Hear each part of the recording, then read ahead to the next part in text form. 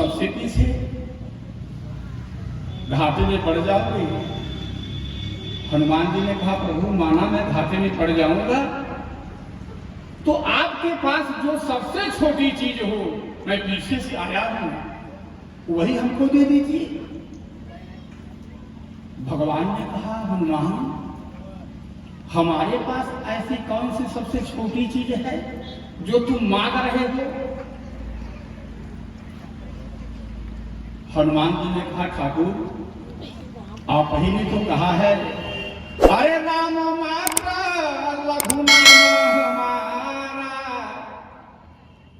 और परसु सहित बड़ नाम तुहारा।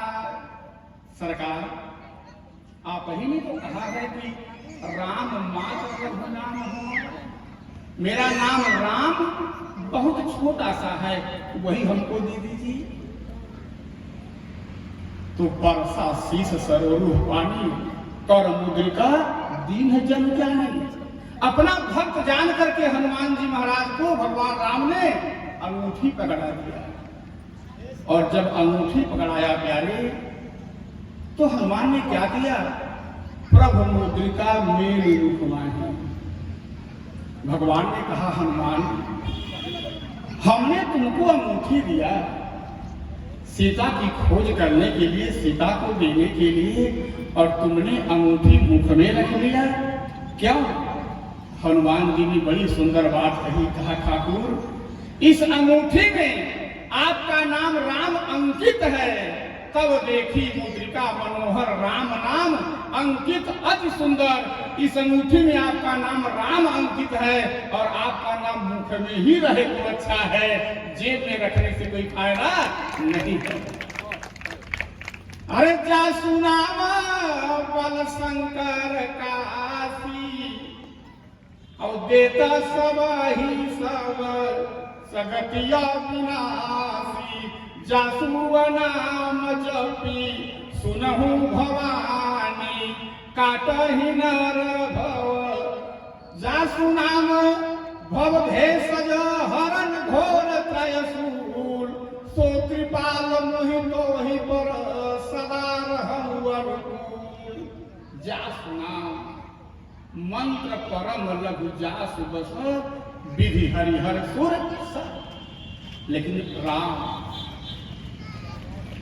अच्छा सच बताना, ये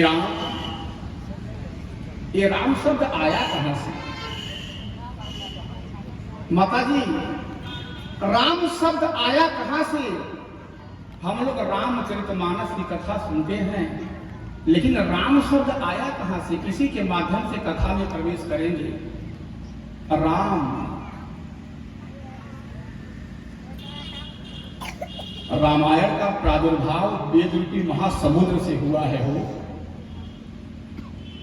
और वेद रूपी महासमुद्र अगाध है, अथाह है, अनिवर्णनीय है, अनिवर्णनीय है, और हमारी उम्र लघु है, 100 साल। तो ब्रह्मा जी ने सोचा कि जीव का उम्र मात्र 100 साल और अगाध अथाह रामायण, जीवों का उद्धार कैसे होगा? तब ब्रह्मा जी ने 3 लोगों को भगवान भोलेनाथ के पास भेजा। किसको? देवता को, गनुज को और मनुज को। कहा तीनों जाओ और भगवान भोलेनाथ से एक बात कहो। कहा क्या? कहा जानते हो ये रामायण जो है कितना करोड़ में है लिखा? तो कहा नाना भांति राम अवतारा और रामायण 7 कोटि अपारा। 100 करोड़ श्लोकों में लिखा गया है रामायण। जाओ तुम तीनों शंकर जी से कह दीजिए कि प्रभु हम लोगों को बांट दीजिए। शंकर जी के पास पहुंचे देवता गनुज और मनुज। शंकर जी कैलाश पर्वत पर विराजमान थे। माता पार्वती जी बैठी थी। देवता दनुज और मनुज जब पहुंचे माता के चरणों में प्रणाम किया, कहा मैया भगवान भोलेनाथ कहाँ हैं? कहा क्यों? कहा आज हम लोग 100 करोड़ श्लोकों में जो रामायण लिखा है हम लोग बंटवाना चाहते हैं। बंटवारा हम संभाल पावे न संभाल पावे, पिता की संपत्ति को, संपदा को, धरोहर को हम संभाल पावे न संभाल पावे, लेकिन बंटवारा हम पहले चाहते हैं। शंकर जी आए, चरणों में प्रणाम किया, कहा कहो देवताओं, दनुजों मनुजों कैसे चले? कहा प्रभु रामायण 100 करोड़ श्लोकों में है। कहा हाँ। कहा ये बांट दीजिए हम तीनों में। शंकर जी ने कहा ठीक है बांट देता हूं। 100 करोड़ श्लोकों को शंकर जी तीनों में बांटने लगे साहब। और जब 100 करोड़ श्लोकों को तीनों में बांटा तो 33 करोड़ बांट दिया। बचा कितना? 1 करोड़। जब 1 करोड़ को तीनों में बांटा तो 33 लाख बांट दिया। बचा कितना? 1 लाख। जब 1 लाख को तीनों में बांटा तो 33 हजार बांट दिया। बचा कितना? 1000।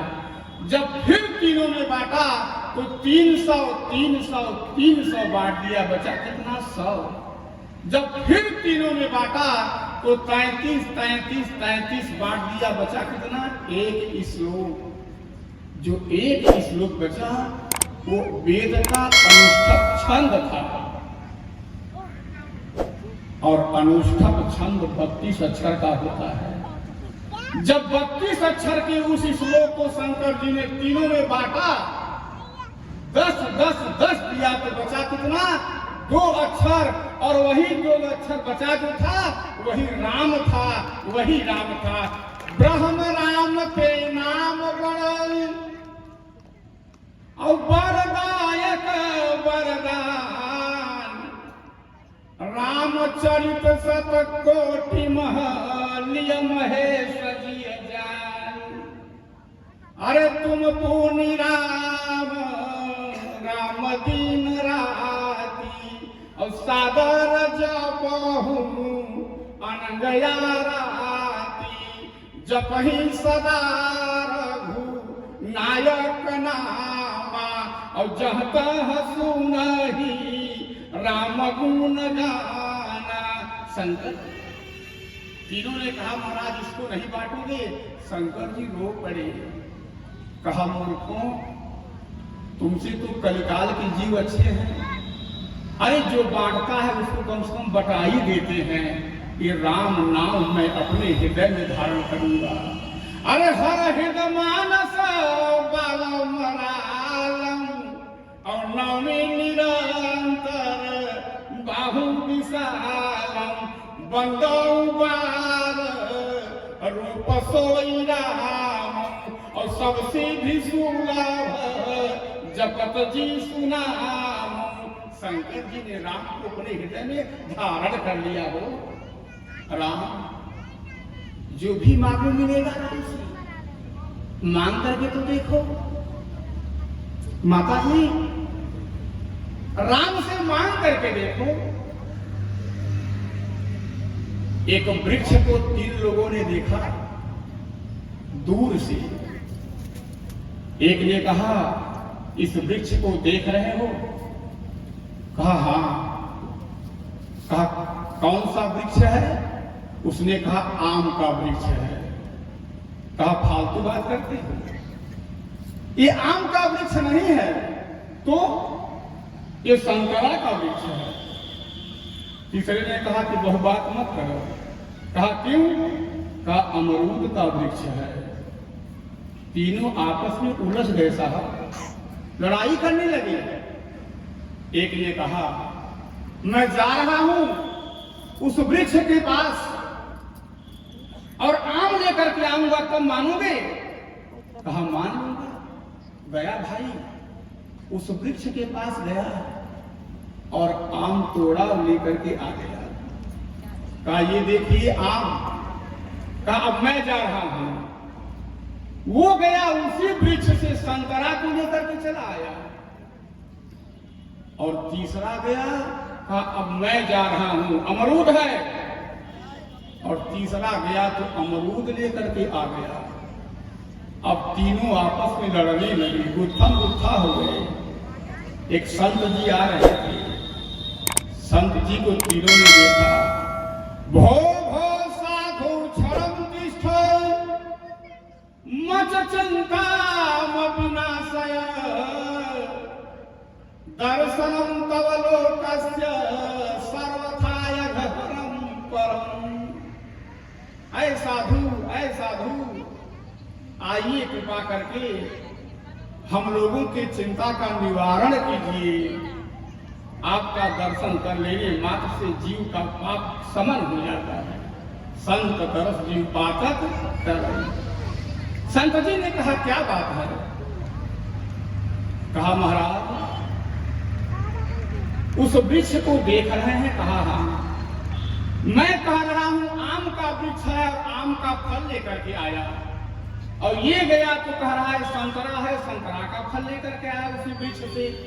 और तीसरा गया तो अमरूद लेकर के आया। सरकार आप बताइए कौन सा वृक्ष है? संत ने कहा मूर्ख, न आम है, न संतरा है, न अमरूद का वृक्ष है, बल्कि वह कल्प वृक्ष है, कल्प वृक्ष है, कल्प वृक्ष। नाम राम को कल्प करो और कल कल्याण निवास। जो सुमिरत भव भामते सेवक तुलसीदास।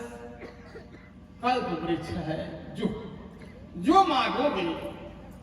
देव देव तरु सरिस सुभाऊ सनमुख विमुख न काहू ही काऊ। जो जही भाई रहा अभिलाखी तेहि तेहि देव तस तस रुक राखी। मांग करके तो देखो। लेकिन कल्प वृक्ष। और ये हमारे आयोजक समिति के लोगों ने क्या लिखा? धर्म सम्मेलन। ध्यान देना, ये रामचरितमानस अगर गृहस्थों के लिए, सकाम भक्तों के लिए, जिनके मन में कामना है, अगर उनके लिए कल्प वृक्ष है साहब, तो जो विरक्त है उनके लिए धर्मतरु है। हम लोग धर्मतरु का उल्टा अर्थ लगाते हैं महाराज।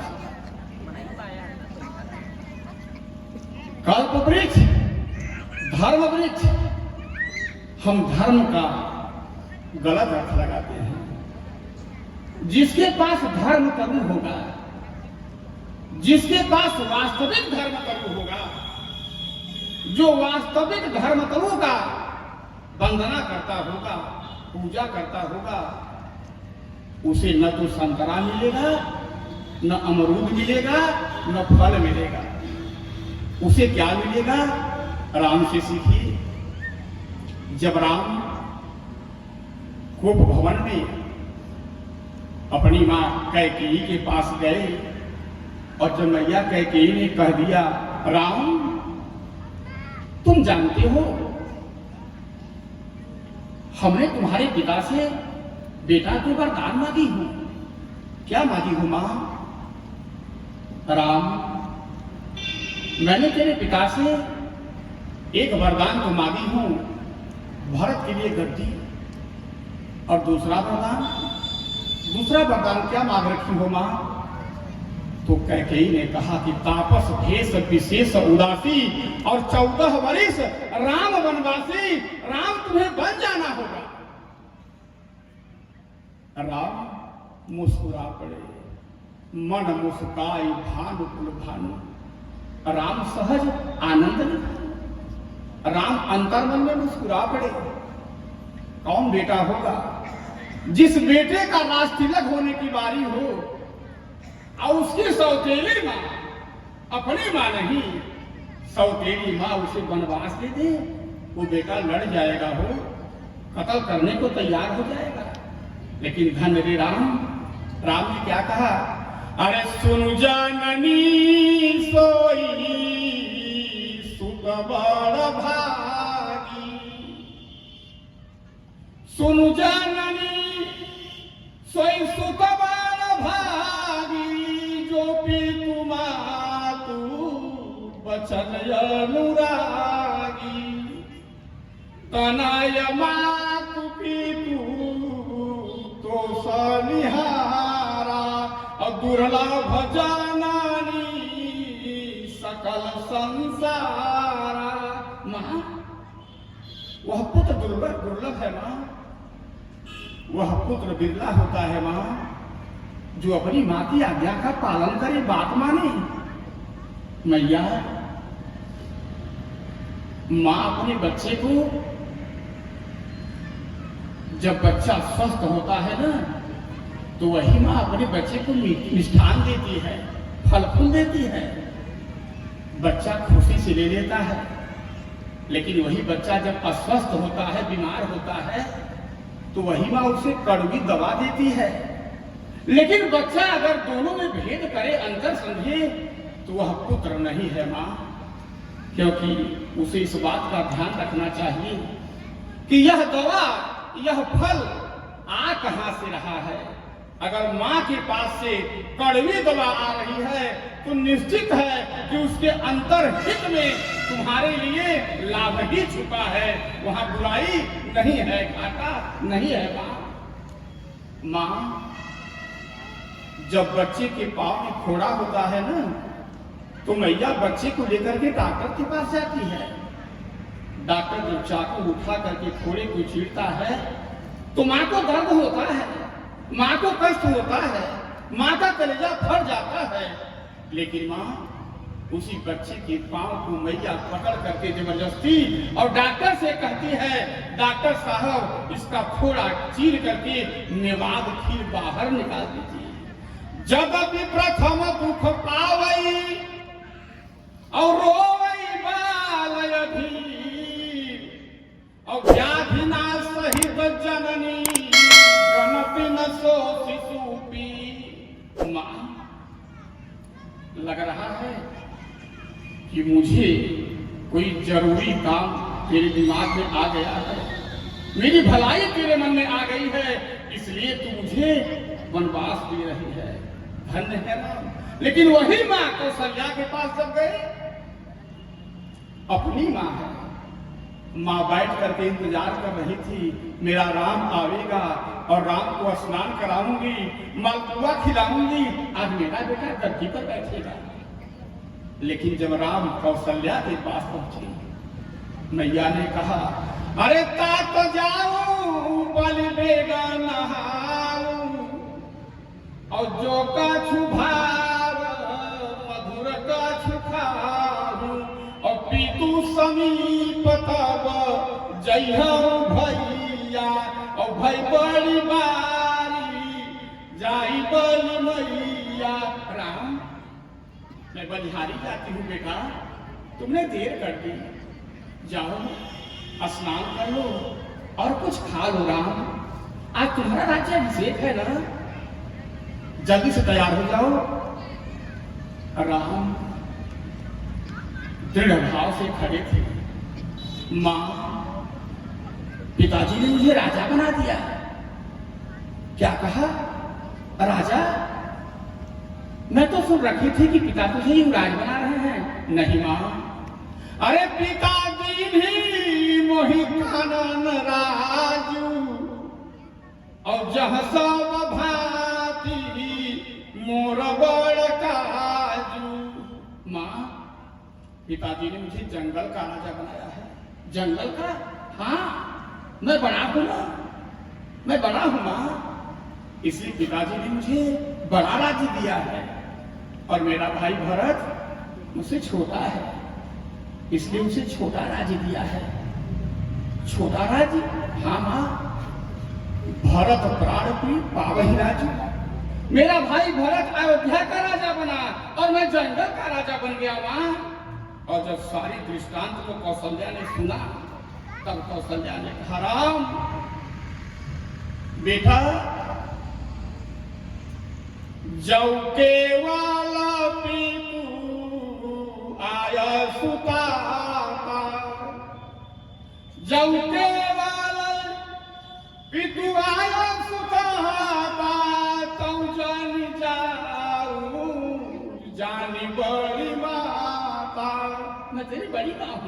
मैं तेरी मां हूं।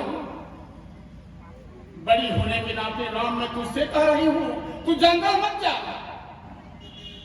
और सुन, तू राजा बन, तुझे राजगद्दी पर बैठना होगा राम। सुन तो सही, अयोध्या के सिंहासन पर तुझे बैठाऊंगी। मां तू वचन सुनी अति अनुकूला। मां के यहां से आ रहा है ये आदेश, अपनी मां के यहां से आ रहा है। मां तू वचन सुनी अति अनुकूला, जन स्नेह सुरतर कै फूला। सुख मकरंद भरे सियमूला, निरख राम मन भंवर न भूला। सुख मकरंद, ऐसा प्रलोभन मां के पास से आया कि उस प्रलोभन में सुख का पुष्प रस भरा था, पराग भरा था, अक्षय सुख संपदा भरी थी। आज राम चाहते तो कह सकते थे कि मेरी मां है, तुम सौतेली हो, मैं अपनी मां का बात मानूंगा। मेरी मां कह रही है कि गद्दी पर बैठो, मैं गद्दी पर बैठूंगा, बन नहीं जाऊंगा। लेकिन धन रे राम, राम ने विचार किया कि एक तरफ भोग है अयोध्या का, दूसरी तरफ त्याग है। मैं किसको चुनूं? मैं कल्प वृक्ष को चुनूं कि धर्म तरु को चुनूं? ध्यान देना, धर्म तरु। और राम है कौन? धर्म धुरी ना धर्म गति जानी, धर्म धुरी न धर्म गति जानी। जो धर्म की गति को जानने वाले हैं, जो धर्म की धुरी को धारण किए हैं, राम ने सोचा कि मैं धर्म तरु को धारण किया हूं और मैया मुझे कल्प वृक्ष की बात बता रही है। लेकिन नहीं, यदि मैं धर्म तरु को धारण किया हूं तो धर्म तरु वह फल नहीं देगा, वो आम का फल नहीं देगा, संतरा का फल नहीं देगा, अमरूद का फल नहीं देगा, बल्कि सच्चा धर्म तरु जिसके पास होगा, वास्तविक धर्म तरु जिसके पास होगा, जो वास्तविक धर्म पर चलने वाला होगा, जो सच्चा विरक्त होगा, अरे उसे तो एक ही फल मिलेगा हो। कहा वो कौन सा फल है? कहा प्यारे, उसे एक फल मिलेगा। भगवान श्री राम ने अपने मुखारबिंद से कहा, अरे धर्मात विरति जोगत ज्ञान, धर्मात विरति। धर्म अगर धर्म तरु सच्चा है तो आपको वैराग रूपी फल मिलेगा, राग रूपी फल नहीं मिलेगा। अगर सच्चा धर्म तरु है तो वैराग रूपी ही फल मिलेगा, आपके अंदर वैराग्य आएगा। इसीलिए भरत जी राम की कथा जो कल्प वृक्ष समझ करके सुनता है उसे आम संतरा अमरूद मिलेगा साहब, लेकिन जो धर्म तरु के नीचे बैठ करके कथा सुनेगा उसे वैराग्य ही मिलेगा। भरत चरित करने तुलसी जे सादर सुनहि, अवश्य होई पदने, अवश्य होई सिय पद प्रेम, अवश्य होई भव रस विरति। सिय राम पद प्रेम अवश्य होई भव रस विरति, उसे वैराग्य हो जाएगा। आज राम जी मैया के प्रलोभन को ठुकरा दिया और चल पड़े। कहा? वन की तरफ। अच्छा, एक बात ध्यान दीजिए, राम ने कैकेयी को जननी कहा, सुन जननी, सुन जननी सोई सुत बड़ भागी। जननी क्यों कहा? क्यों जननी कहा? हम संसार की नारियों को, माताओं को मां कह सकता हूं, लेकिन जननी नहीं कहूंगा, क्योंकि जिस मां के गर्भ से मैं पैदा हुआ हूं वही मेरी जननी है। सब जननी नहीं है, लेकिन जननी कहा किसने? राम ने कह दिया हो। सुन जननी क्यों कहा? इसलिए साहब राम सदा सेवक रुचि राखी, वेद पुराण संत सुख मत भाखी। राम जी जानते थे कि कैकेयी के मन में एक बात पहले से चला रहा था, माता जी जब विधि जाना देहि कारछ तसिया राम हो पूतपतो। हे ब्रह्मा, हे विधाता, अगर मेरा जन्म दोबारा हो तो मेरे पुत्र राम हो और मेरी बहू सीता हो। राम जी ने सोचा कि मैं अवतार ले लिया हूं और मां के मन में यह कामना है और इतने सालों बाद एक कामना मन में आई है, अगर मैं इसको पूरा न कर पाया तो मेरा अवतार लेना व्यर्थ है।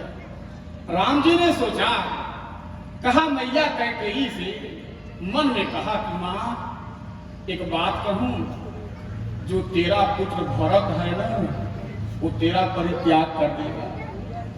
तेरे पति दशरथ जी ने भी तेरा परित्याग कर दिया। दशरथ जी ने कहा ना कि लोचन ओट बैठ मुंह कोई फिर पछताइहे स अंत अभागी मारिस गाय नहारू लागी। और भरत जी ने क्या कहा, हंस वंश दशरथ जनक और राम लखन से भाई, जननी तू जननी भगु विभीषण कछु न बसाई। अरे बाप रे बाप, धीरज धर भर ये उसासा, पापिन सबहि भांति कुल नासा। पेड़ काट कई पालन सींचा, नील जियन नित बारी उलीचा।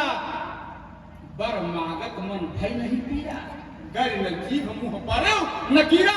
हट जा मेरी आंखों के सामने से, आज से मैं तुझे मां नहीं कहूंगा। पति ने परित्याग कर दिया, पुत्र ने परित्याग कर दिया, यहाँ तक कि अयोध्या वासियों ने परित्याग कर दिया।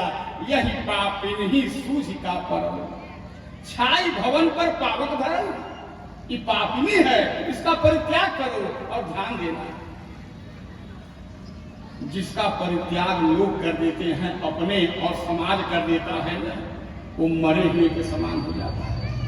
आध्यात्म रामायण में बाबा ने कहा है, परित्यागो बधोवापि सता में भयम समम एव भुक्ते रघु श्रेष्ठे दुख व्याकुल तत्क्षण। उस क्षण का जो दुख है मरे हुए के समान होता है। परित्यागो बधोवापि, अगर किसी का परित्याग कर दो तो बध होने के समान है। भागवत महापुराण में भी कहा गया है, संभावितस्य स्वजना पराभव यदा ससदेव मरणाय कल्पति। अगर अपने स्वजन, अपना सगे संबंधी, अपना समाज, देश अगर परित्याग कर दिया तो मरे हुए के समान हो गए। अरे बाबा भी तो कहते हैं, अरे संभावित कहया बजा सलाहू और मरण कोट सम दारुण दाहू। भरत जी ने परित्याग कर दिया। भरत जी को मानस में एक जगह कहा गया है, सुनि सुठ सहमेव राजकुमारू। जब कैकेयी ने पूरा दृष्टांत बता दिया कि ऐसी ऐसी बात हुई, तुम्हारे पिता मर गए, तो सुनि सुठ सहमेव राजकुमारू। आज भरत को राजकुमार कहा गया। क्यों? क्योंकि अयोध्या का सिंहासन खाली है, कोई राजा नहीं है।